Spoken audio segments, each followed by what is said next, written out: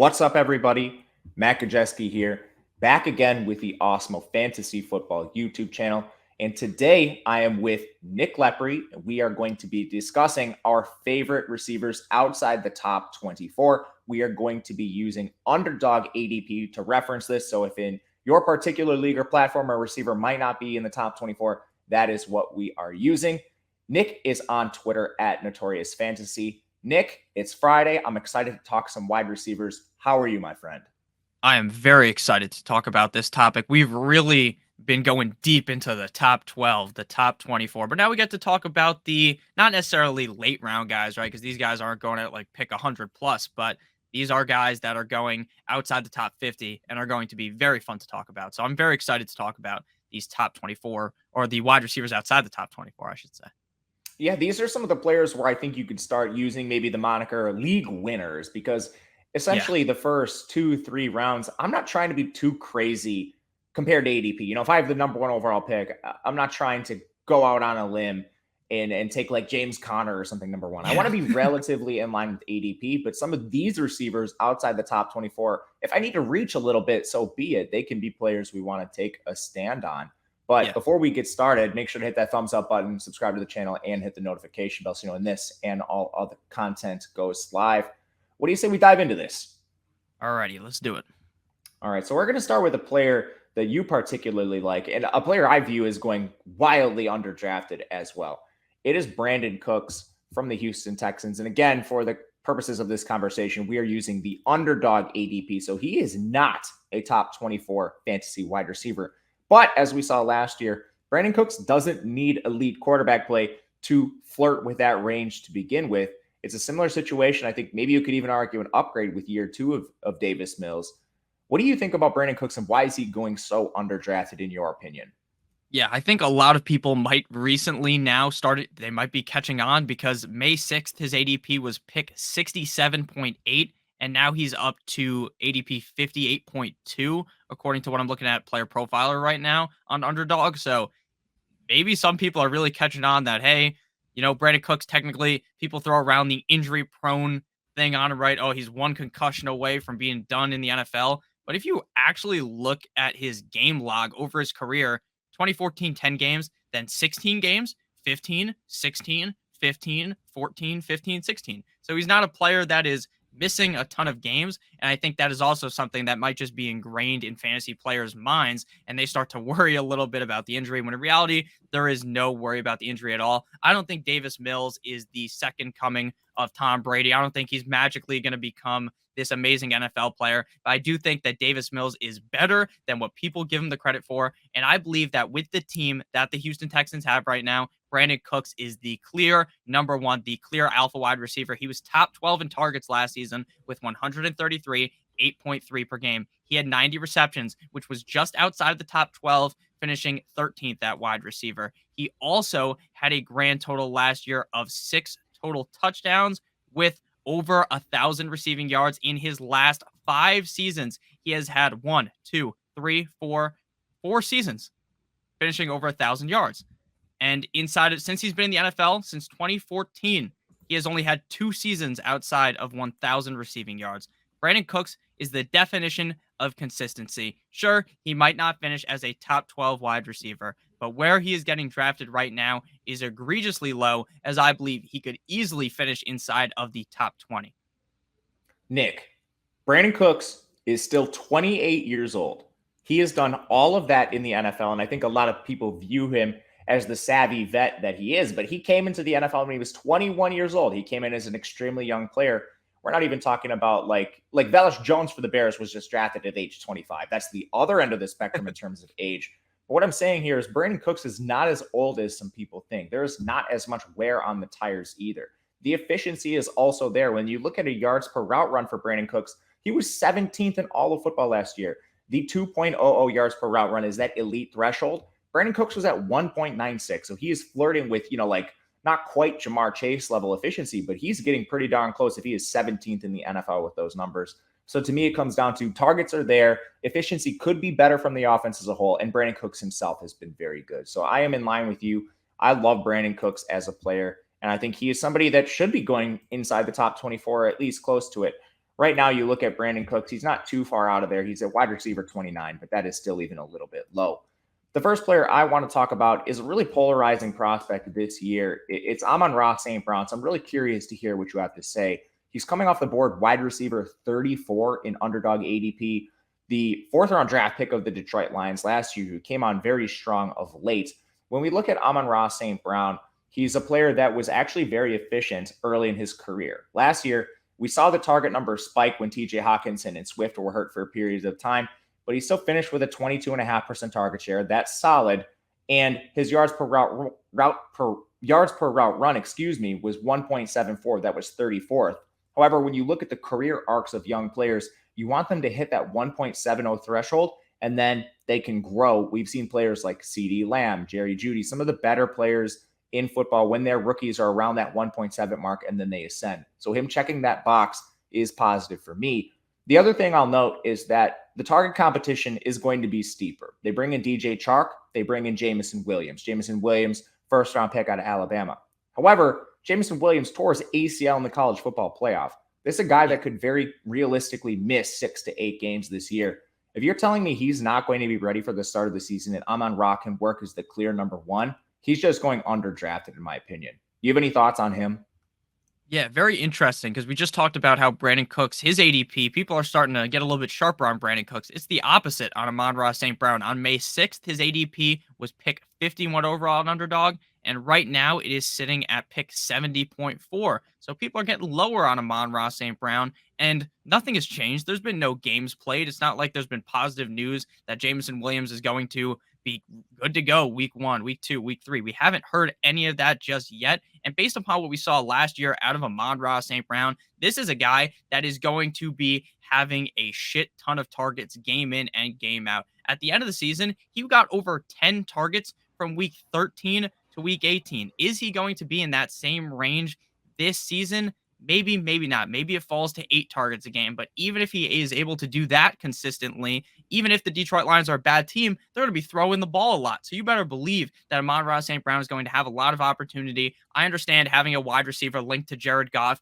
might be a little disgusting in your brain. You might not want to do that. You might throw up a little bit. But at the end of the day, Amon-Ra St. Brown showed us that he's the clear alpha receiver in this offense. Maybe things will change when Jameson Williams gets healthy. But right now, based upon what we know, Amon-Ra St. Brown will be the clear number one guy for at least the first couple of weeks of the season. And I think that if we see Williams really ascend, it's probably a 1A, 1B scenario. I like Amon-Ra St. Brown a ton, and I feel very confident in him. And just like you said, it seems like people are low on him for absolutely no reason. Maybe they're just low on him because he's on the Lions. That very well could be. But for me, I will certainly be taking a little more Amon-Ra St. Brown than the field, especially on Underdog Fantasy. Let's go to your number 2 player you are targeting outside the top 24 wide receivers. It is Darnell Mooney of the Chicago Bears. I'm noticing a trend here with some of your receivers. Perceived bad offenses, but clear number 1 without target competition. Darnell Mooney, when I'm looking at the Bears offense, I think the number 2 is Byron Pringle. When we go to the wide receiver 3, is it Velus Jones, 25-year-old Velus Jones? I honestly don't know. And what that says to me is that Darnell Mooney should be the very clear target alpha receiver in this offense. Right now, he's coming off the board at wide receiver 30. Talk to me about Darnell Mooney. Yeah, Darnell Mooney is a player whose ADP has risen slightly, so people are getting a little bit more keen onto Darnell Mooney, but nothing crazy over the last month. He's only moved up 2.61 spots on ADP. So Darnell Mooney, just like you said, my kind of list here is based upon the fact that I think that while people might be nervous about the Bears, they might be nervous about the Detroit, or they might be nervous about the Houston Texans, they might be nervous about the team I talk about a little bit later, but at the end of the day, Darnell Mooney is still the number 1 receiver on this team. And like you said, when you're competing with Byron Pringle, Equanimeous St. Brown, Amon-Ra St. Brown, is that his brother? It is. It is. Amon-Ra St. Brown's brother, Tajay Sharp, Velus Jones, Dante Pettis. Where are these? Like, there should be no belief that anyone could possibly think that Darnell Mooney's not going to be the number 1 guy. Darnell Mooney was playing better than Allen Robinson last year. I understand. I think Allen Robinson's better than the numbers he put up last year. But all I'm saying is that Darnell Mooney has some rapport with Justin Fields. Their tight end is Cole Kmet. This just seems like the position where we could see a receiver who got 140 targets last year, which is top 12 at wide receiver, maybe he gets 160, right? This is the clear number one guy in this team. I understand that the Bears aren't the best offense, but they get rid of Matt Nagy. Things are bound to get better. Now, they don't have an offensive-minded head coach, but at the end of the day, I still believe in Darnell Mooney. Last year, his stats real quick, he had 140 targets, like I said, top 12, 81 receptions, 18th. He had 1,055 receiving yards, 17th, and 5 total touchdowns. I think the touchdown number is probably the hardest thing to predict at the wide receiver position. So I'm not going to say that he's definitely going to score 10 touchdowns, but I think over 5 should be something. If that was offered at Sportsbook, I would bet over 5 touchdowns for Darnell Mooney. I think that he has another solid season like last year, but just with a lot more consistency, because if you remember at the beginning of the season, he wasn't the best, but towards the end of the season, he started to really catch fire. And I think that this year it's going to be a lot more consistent. And I think people are sleeping on Darnell Mooney. Yeah, a lot of that came when he could develop rapport with Fields. Allen Robinson was hurt for a stretch. You mentioned the target numbers, 12th in the NFL in targets last year. The Bears lost 215 targets this offseason, and 160 of those came at wide receiver. And no, vacated targets aren't everything. It's not like Darnell Mooney can see them all. But I mean, 160 targets are gone. Darnell Mooney's going to soak up some of those. So I think 160 targets is a very real projection for him, which makes him a value at wide receiver 30 and underdog ADP. I am with you, but we've been teasing it. We've been talking about underdog throughout the entire show. They are our title sponsor, and they are the best place to play fantasy through the summer months. They just revealed their Best Ball Mania 3 tournament, and it has $10 million in total prizes. All you have to do is draft your team. That's it. There's no in-season management. There's no trades. There are no waivers. Underdog is going to give you the best score each week, and the highest score at the end of the year wins. Last year's Best Ball Mania championship team was drafted in June, so there is no reason to wait. Better yet, Underdog is going to double your first deposit up to $100 when you use the promo code Awesemo. That's good for 4 entries into the Best Ball Mania 3. All you have to do is head over to underdog.com or to the App Store, or even just click the link in the description of this video and sign up with the promo code Awesemo. All right, Nick. I'm going to talk about my second player I am trying to target at the wide receiver position outside the top 24. This is a player coming off the board a lot later compared to some of the players we've been talking about. It is Kenny Golladay, New York Giants receiver, wide receiver 57. His ADP on Underdog is currently 120.1. First of all, I'm trying to get pieces of this New York Giants offense. They're under a different coaching staff now. They bring in Brian Daboll, the former OC of the Buffalo Bills. We saw what he was able to do, the architect of that formidable offense. Daniel Jones is not Josh Allen. I don't expect him to be, but I do think the Giants are going to be a little more up-tempo. They're going to be pass heavier, and they're going to increase their 4 wide sets. Now, they're not going to play that as their base package, but the Bills, they did lead the NFL in 4 wide sets. That brings me to Kenny Golladay. They have Kadarius Toney. They have Sterling Shepard coming off a torn Achilles, and they have Wan'Dale Robinson. The target competition for Golladay isn't that steep, and it's not too far that we saw him as the wide receiver 1 in Detroit putting up 1,000-yard seasons. Last year, Kenny Golladay got hurt in the preseason, and the nagging injuries persisted all through the year. So he's a player I think that did see reduced efficiency because he was with Daniel Jones, and he was playing through injury the entire season. At wide receiver 57, there's just nothing but upside for me. He's being paid like a wide receiver 1. We know he's going to be out there. I'm just going to try to take stabs on him. And if you want to make this argument for Kadarius Toney based on the offense, the good thing about Toney is he's not going much further ahead. So to me, I'm trying to take stabs on both. Do you have a preference, and what do you think about Golladay?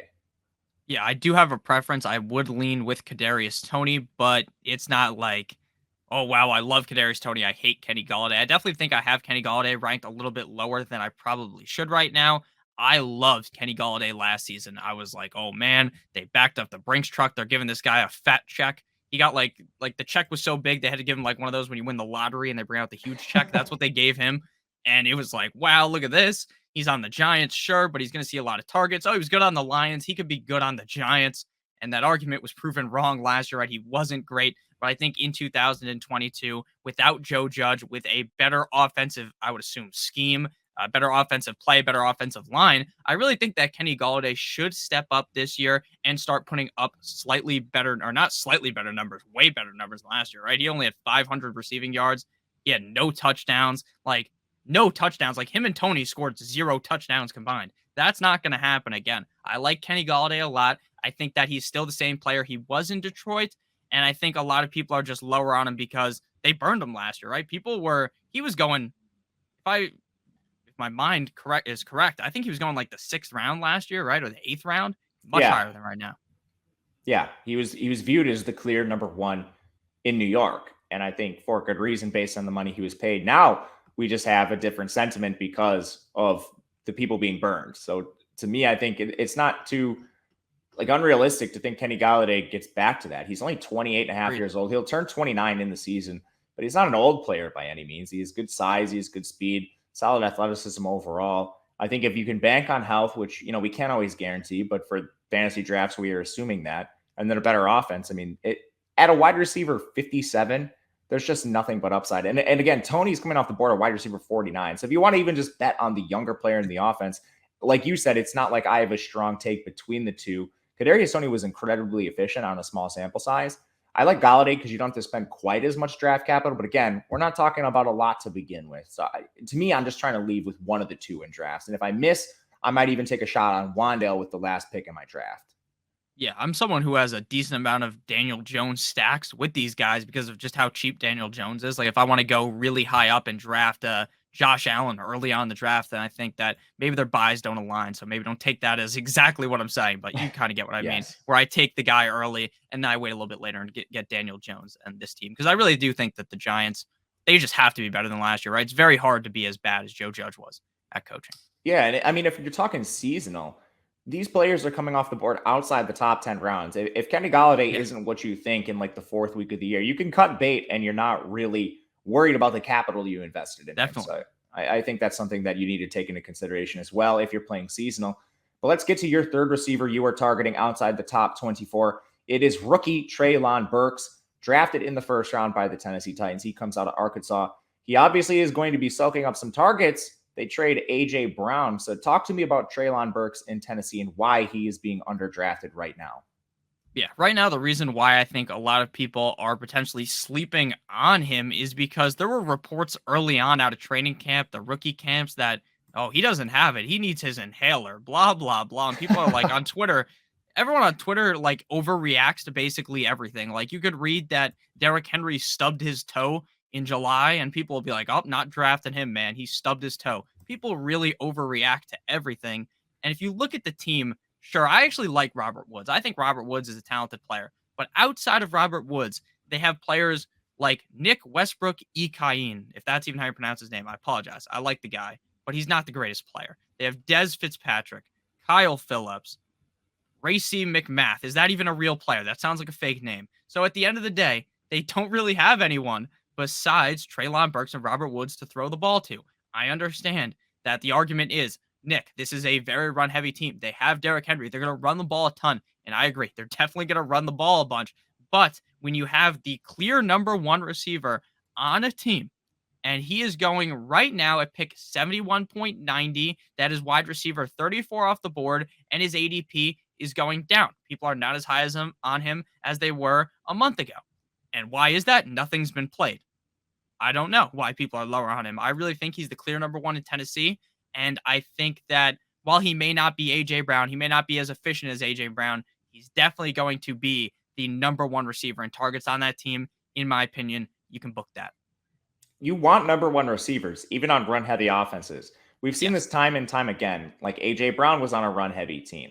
Last year, you could have targeted like Devontae Smith. They use the tight end a little bit more in Philadelphia. So, I mean, Dallas Goedert kind of fits that mold as well. But even Seattle, they're a run-heavy team. You had 2 fantasy viable receivers in Tyler Lockett and DK Metcalf. That's probably an anomaly, but you see what I'm saying? It's not like being a run-heavy offense prevents these receivers from being productive.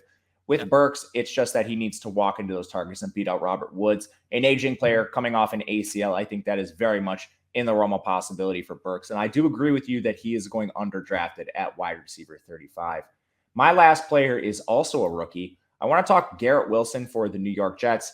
This is actually a situation that's kind of similar to the New York Giants with Kenny Golladay and Kadarius Toney. You have a couple players going a little bit later. For Garrett Wilson, he's coming off the board right in the 90s right now, pick 98.3, which I think is a value. But you also have Elijah Moore in that offense coming off the board at pick 67.6. So ultimately, you need to spend a little bit more on the Jets overall. For me, I love Elijah Moore. He was very productive in a small sample size last year. But ultimately, you have the first round draft capital with Garrett Wilson, and he's now wide receiver 47. Garrett Wilson, Yeah. he has better draft capital than Elijah Moore. He's in an offense which I think, similar to the Giants, should only be trending upward. It can't really go down when you had players like Mike White in the offense last year. They actually added a lot around Zach Wilson. And while he wasn't great as a rookie, even if he plays closer to the league average, I think this offense should be sustainable for at least one receiver. So with Wilson, I'm just going to bet on the first round draft capital for a player that's coming off the board basically just inside the top 50 wide receivers. Do you like Wilson? Talk to me about this player. Yeah, so I don't think I am as high as you on Garrett Wilson, but I do agree that he is like wide receiver 45. Like, come on. Come on. Is that where his ADP was when you read it off? 47. 47. Okay, so player profiler slightly different, but it is Yeah. based off underdog. So maybe their information is like a day or two late. But yeah, wide receiver 47, 45. He's going like the 9th, 10th round. Can't really go wrong with that, especially with the talent that he has. I do agree with you, though, that I think that Elijah Moore is the number one guy on this team. But if Zach Wilson is able to stay healthy, if he's able to take that second year leap, which is what people are projecting, if the Jets are able to stay healthy last year, they were ravaged by injury. This offensive line, while I'm not going to say they're the best offensive line in the NFL, George Fant, Laken Tomlinson, Connor McGovern, Elijah Vera Tucker, Mekhi Becton, that's a pretty solid offensive line. And if the offensive line is able to hold up for Zach Wilson, I think he is going to play better. They have a better running back as well, going from Michael Carter to Breece Hall. I actually like Michael Carter, but Breece Hall is definitely better. I think that this is a team that is going to definitely be better in 2022. And Corey Davis, let's be honest, he was pretty much a bust at the NFL level, right? He's not shit or something, right? He doesn't suck, but for where they drafted him, where the Titans drafted him, he's not very good. So I think that Garrett Wilson's the clear number 2 guy there, and I like him a ton. I think the upside is definitely there. Again, not as high as you are, but I definitely do understand why you like him. Yeah, I'm just trying to. A common theme for me is I'm trying to take shots on either players that have clear target volume. I think that's evidenced in the players you like with a Darnell, Mooney. And I'm also trying to take shots on players that are young and could ascend in their offenses. That's very much Treylon Burks. It's very much Garrett Wilson and some of the other players we discussed. Anything else to add on these guys before we head out? Yeah, let us know in the comment section, guys. Who's your number 1 wide receiver going outside the top 24? Because I'm going to be honest, there's probably going to be like, if 10 people comment, there's going to be 10 different answers probably. Oh, yeah. You could get everything from, especially right now, like an Allen Robinson, all the way to like your Allen Lazards, way, way late in draft. So I'm excited to see what people in the comments have to say. We will get back to you and let you know what we think. But that'll do it for us. He is Nick Lepri. You can follow him on Twitter at Notorious Fantasy. I am Matt Gajewski. You can follow me at Matt_Gajewski. Make sure to hit the thumbs up button on the way out and stick around for all your fantasy football needs all throughout the offseason. We'll catch you again next time.